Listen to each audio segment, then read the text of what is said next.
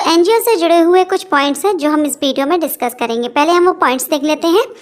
सो इस वीडियो में हम जो चर्चा करने वाले हैं वो व्हाट इज़ एनजीओ, एनजीओ है क्या, एनजीओ के कार्य क्या होते हैं, ये क्या कार्य करते हैं, purpose of NGOs and how to join NGO. NGO अगर आप ज्वाइन करना चाहते हैं तो आप किस तरह से ज्वाइन कर सकते हैं, एंड अगर आप खुद का भी एनजीओ खोलना चाहते हैं तो आप कैसे बना सकते हैं एनजीओ खुद का, and how to registered NGO. अगर आपने एनजीओ बनाया है, खोला है, उसको आप किस तरह से रजिस्टर्ड कर सकते हैं, एनजीओ के लिए फ़ंड कहाँ से आता है।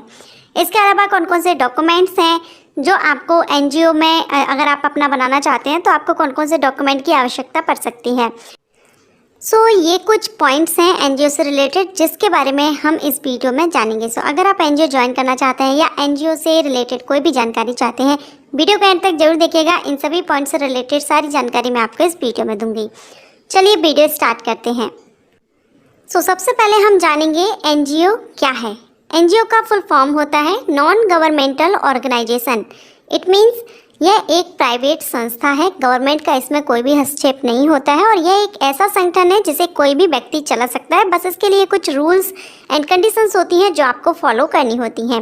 इंडिया में जो एनजीओज हैं वो सेंट्रल सोसाइटी एक्ट के अंतर्गत आते हैं, लेकिन जो राजस्थान स्टेट है अगर हम उसमें देखें तो राजस्थान में राजस्थान सोसाइटी एक्ट है जिसके अंतर्गत ये जो एनजीओज हैं वो आते हैं। अब हम जानेंगे एनजीओज के कार्य क्या होते हैं, या हम कहें एनजीओज के उद्देश्य क्या रहते हैं, किस उद्देश्य से एनजीओ खोले जाते हैं या बनाए जाते हैं या आप ज्वाइन करते हैं।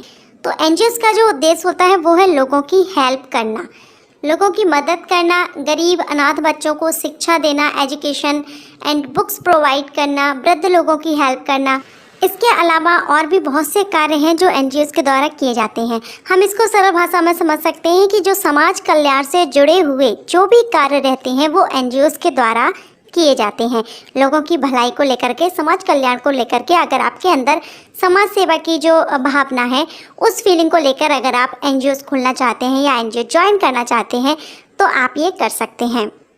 नेक्स्ट अब हम जानेंगे हाउ टू ज्वाइन एनजीओ। अगर आप एनजीओ ज्वाइन करना चाहते हैं तो आप कैसे कर सकते हैं। तो देखिए एनजीओ आप दो तरह से ज्वाइन कर सकते हैं। एक तो है कि अगर आप एज अ मेंबर कोई एनजीओ है जिसको आप ज्वाइन कर सकते हैं, या फिर सेकंड ऑप्शन रहता है आप अपना खुद का एनजीओ भी खोल सकते हैं। सो ये दो तरह से आप एनजीओ ज्वाइन कर सकते हैं।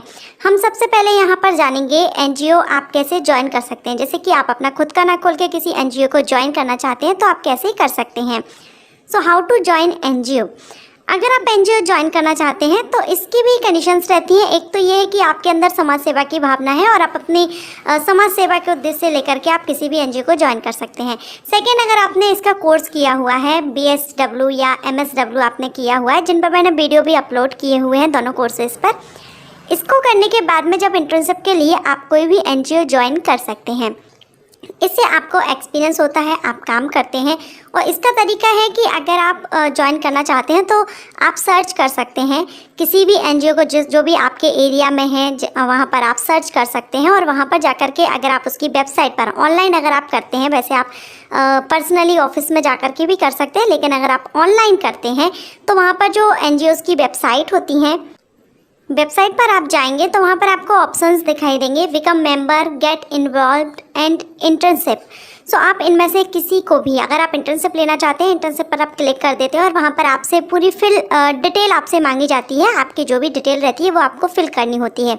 उसके बाद आपका जो भी डिटेल है उसको चेक करने के बाद में एनजीओज़ आपको मेंबर बनाते हैं, या आप इंटर्नशिप के लिए आपके लिए एग्री होते हैं, या आपके लिए मेल कर दिया जाता है। वहाँ पर जो भी डिटेल मांगी जाती है, फ़ोन नंबर या email ID and other documents भी आपसे डिटेल में मांगे जाते हैं। आपकी क्वालिफ़िकेशन या जो भी आपसे मांगा जाएगा वहाँ पर आपको वहाँ पर फिल करना होता है।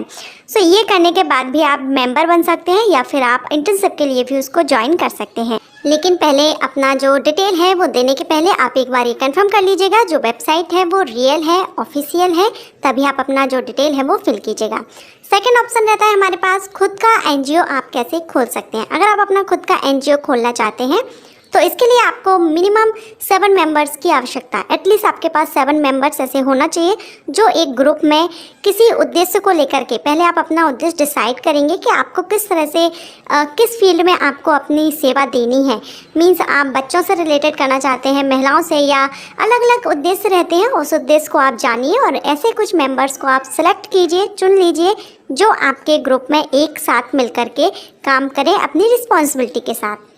अब जब आप अपना खुद का एनजीओ खोलते हैं तो कुछ डॉक्यूमेंट्स आपको रिक्वायर्ड रहते हैं, जैसे कि trust deed and memorandum of association rules and regulations, memorandum articles of association regulations and ID proof, residence proof. ये कुछ डॉक्यूमेंट्स हैं जो आपको रिक्वायर्ड रहते हैं जब आप अपना खुद का एनजीओ खोलते हैं। लेकिन जो एनजीओ है वो अलग अलग टाइप्स के होते हैं, अलग अलग जो रजिस्ट्रेशन रहता है वो अलग अलग है, जो मैं आगे आपको बताऊँगी। सो उस उद्देश्य से आपको ये डॉक्यूमेंट्स रिक्वायर्ड रहते हैं।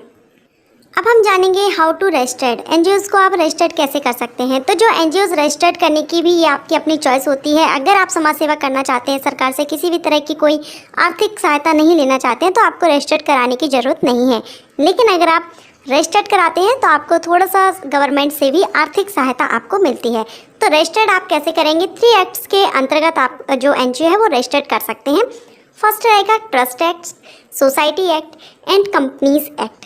ये 3 एक्ट्स हैं जिसके अंतर्गत आप अपने एनजीओ को रजिस्टर्ड कराते हैं। अब हम जानते हैं जो ट्रस्ट एक्ट है, अलग अलग स्टेट में अलग अलग ट्रस्ट एक्ट अधिनियम है, और अगर किसी स्टेट में कोई अधिनियम अधिनियमित नहीं है तो उस स्टेट में ट्रस्ट अधिनियम 1882 लागू होता है। अगर आप ट्रस्ट एक्ट के अंतर्गत रजिस्टर्ड कराना चाहते हैं अपने एनजीओ को, तो कम से कम 2 ट्रस्टी की आवश्यकता होती है।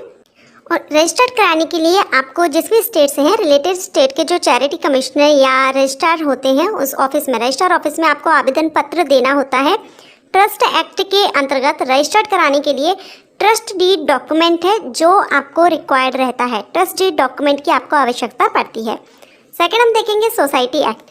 अगर आप सोसाइटी एक्ट के अंतर्गत एनजीओ को रजिस्टर्ड कराते हैं तो इसको सोसाइटी एक्ट के रूप में रजिस्टर्ड किया जाता है। किसी राज्य में जैसे महाराष्ट्र हुआ, इसमें इसी एक्ट के तहत एनजीओज़ को ट्रस्टी के तौर पर भी पंजीकृत किया जाता है। सोसाइटी एक्ट के अंतर्गत रजिस्ट्रेशन के लिए memorandum of association rules and regulation document है जिसकी आपको आवश्यकता रहती है।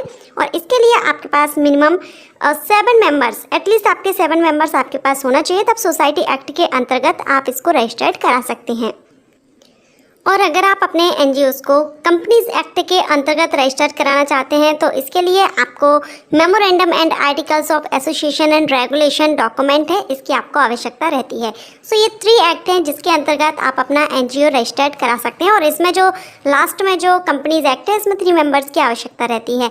सो ये आपके जो भी एक्ट में आप कर रहे हैं उस पर आपका डिपेंड करेगा, आप कितने मेंबर्स का ग्रुप है आपका और कौन सा एक्ट के अंतर्गत आप इसको कराना चाहते हैं।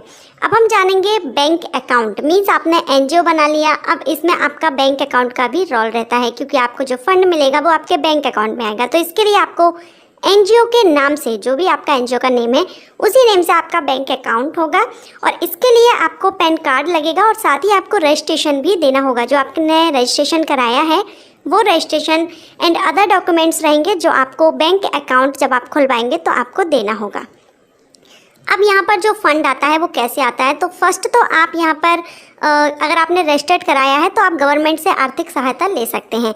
इसके अलावा आप अपनी वेबसाइट बनाते हैं, वेबसाइट पर आप डाल देते हैं, तो जो भी डोनेट करना चाहते हैं वो डोनेशन देते हैं। या आप प्रोग्राम्स रख सकते हैं छोटे छोटे, वहाँ पर जाकर के आप अपना ऐड कर सकते हैं और वहाँ से आपको डोनेशन मिल जाता है। ये स्टार्टिंग में होता है, फिर जैसे जैसे आपका ग्रो होता जाता है तो फंड आपको मिलता रहता है। आप बड़ी बड़ी कंपनीज़ के कॉन्टैक्ट करते हैं या सेलिब्रिटी से कॉन्टैक्ट रहता है तो वहाँ से भी आपको डोनेशन मिलता है। साथ में रजिस्ट्रेशन है तो आपको गवर्नमेंट से भी आर्थिक सहायता मिलती है। सो इस तरह से आप अपना एनजीओ बना सकते हैं। अब हम यहाँ पर अगर टॉप एनजीओज़ के नेम देखें इंडिया में तो नन्ही कली, गिव इंडिया फाउंडेशन, गूंज एंड हेल्पेज इंडिया, ये बहुत ही अच्छे एनजीओज़ हैं जो बहुत ही अच्छे और ऊंचे लेवल पर काम कर रहे हैं, बहुत अच्छे काम कर रहे हैं। सो इस तरह से आप भी अपना एक एनजीओ स्टार्ट कर सकते हैं। मुझे कमेंट किया गया था एनजीओ से रिलेटेड जानकारी देने के लिए कि एनजीओ हम कैसे ज्वाइन कर सकते हैं, तो मैंने यहाँ पर आपको दोनों तरह से एक्सप्लेन कर दिया। अगर आप किसी एनजीओ को ज्वाइन करना चाहते हैं तो आप किस तरह से ज्वाइन कर सकते हैं, या आप खुद का एनजीओ खोलना चाहते हैं तो आप किस तरह से एनजीओ खोल सकते हैं। सो अगर आपने कोर्स किया है BSW या MSW किया है तब भी आप NGO ज्वाइन कर सकते हैं, या आपकी खुद की समाज सेवा से जुड़ी हुई भावनाएं अगर आपके अंदर हैं तब भी आप NGO ज्वाइन कर सकते हैं। अगर आपको ये वीडियो पसंद आया हो तो लाइक, सब्सक्राइब एंड शेयर जरूर कर लीजिएगा। थैंक